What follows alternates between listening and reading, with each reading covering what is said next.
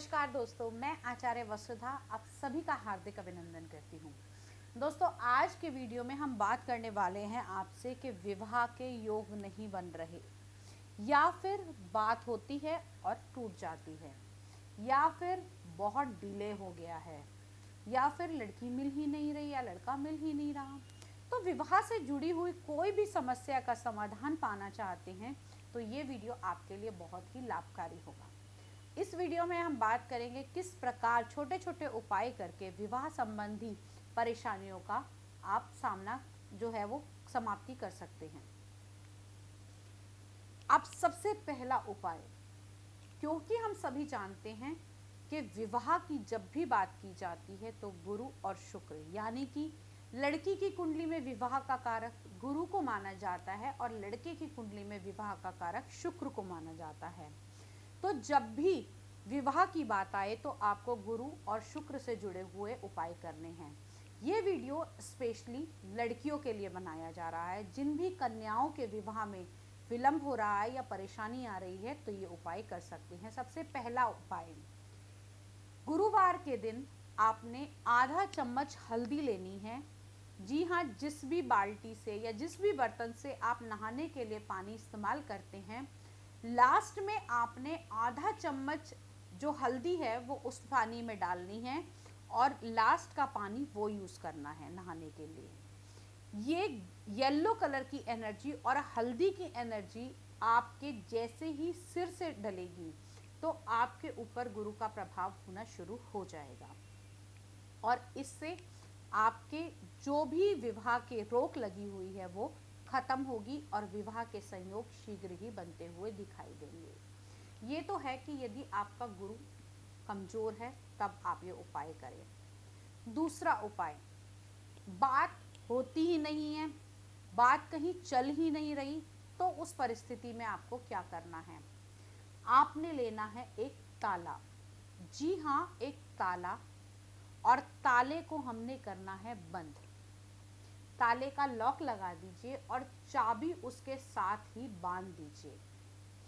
दोनों को लेकर आपने शनिवार को ये ताला किसी भी जाकर चौराहे पर रख देना है।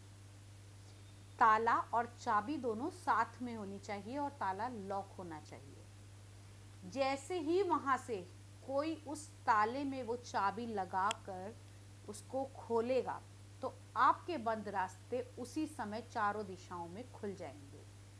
ये बड़ा ही कारगर उपाय है और इसको करने से बहुत सारे लोगों को लाभ मिला है। जब ताला रखेंगे अपने मन में ये मनोकामना करें कि मेरे विवाह के जो भी रास्ते बंद हैं उन्हें इस ताले के साथ ही खोल दिया जाए।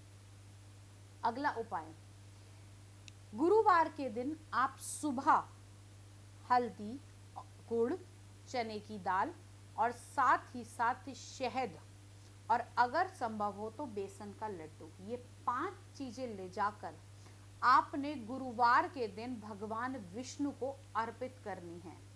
जी हाँ, अगर आपकी शक्ति है और आप रख सकते हैं तो आप गुरुवार का व्रत भी रख सकते हैं। यदि वो संभव नहीं है तो सीधे ही आप गुरुवार के दिन इन सामग्री के साथ भगवान विष्णु की पूजा कीजिए और उसके बाद में ये जो प्रसाद है ये आपने थोड़ा सा लेना है और शाम को व्रत के समय। और यदि आप गुड़ का भोग भी लगा सकते हैं, अगर आपके पास में उस समय लड्डू अवेलेबल नहीं है तो आप गुड़ का भोग लगा सकते हैं। ये प्रसाद आप छोटी कंजकाओं में बांट सकते हैं और स्वयं भी ले सकते हैं, लेकिन इस प्रसाद को आपने अपने घर के अलावा घर में लाने के बाद किसी और को नहीं देना है। बस छोटे बच्चों को बांटना है और अपने घर परिवार में आपने इस प्रसाद को खाना है। अगला उपाय, जितना अधिक हो सके उतना पीली चीज़ों का इस्तेमाल करें। आपके कमरे में बेडशीट, क्योंकि मैक्सिमम टाइम अगर हम देखें तो हम 1/3 हिस्सा अपने पूरे दिन का सोने में व्यतीत करते हैं, तो बेड शीट पे आप सबसे ज़्यादा रहते हैं, सबसे अधिक समय के लिए रहते हैं। और जब से ये लॉकडाउन हुआ है तो अक्सर लोग बेड पे या सोफे पर भी ही बैठकर अपना सारा काम करते हैं। तो उस समय में येलो कलर जितना अधिक हो वो आपके आसपास होना चाहिए, जिससे आपकी बॉडी से, आपकी कुंडली से गुरु एक्टिव होगा और आपके गुरु के तत्व बढ़ने से आपके विवाह के योग भी बनते हुए दिखाई देंगे। अगला उपाय, हल्दी की साबुत गांठें। जी हाँ, 5 हल्दी की गांठें लीजिए, उनको लाल रंग की मोली बांधिए, हर एक गांठ में अलग अलग। वो गांठें आपने जाकर भगवान विष्णु के आगे रखनी है, और वो जो विष्णु भगवान के आगे रखनी है उसमें विष्णु और लक्ष्मी दोनों का ही स्वरूप होना चाहिए। और ये मनोकामना करनी है कि जिस प्रकार से मैं आपकी पूजा कर रही हूँ या आपकी जोड़ी बनी हुई है, उस प्रकार से मेरे भी जीवन में विवाह के योग बने। 5 गांठ में से 2 गांठ आपको लेकर आनी है और 3 वहीं छोड़ देनी है। वो 2 गांठ लाकर आपको अपने घर के किसी भी सुरक्षित स्थान पर रख देनी है, और अगर नॉर्थ ईस्ट में रख सके तो सोने पे सुहागा है। जैसे ही आपकी विवाह की बात चले तो पहली बार आपने जाके मंदिर में प्रसाद चढ़ाना है, और दूसरी बार, पहली गांठ आपने मंदिर में जाकर रख देनी है, और दूसरी बार जब आपकी शादी होगी तब वो दूसरी गांठ, क्योंकि कुछ समय के बाद जो हल्दी की गांठ होगी वो सूखना आरंभ कर देगी, तो घबराए नहीं, वो सूख जाती है, वो छोटी हो जाती है, उससे टेंशन लेने की कोई ज़रूरत नहीं है, उसको वहीं रखे रहने दीजिए।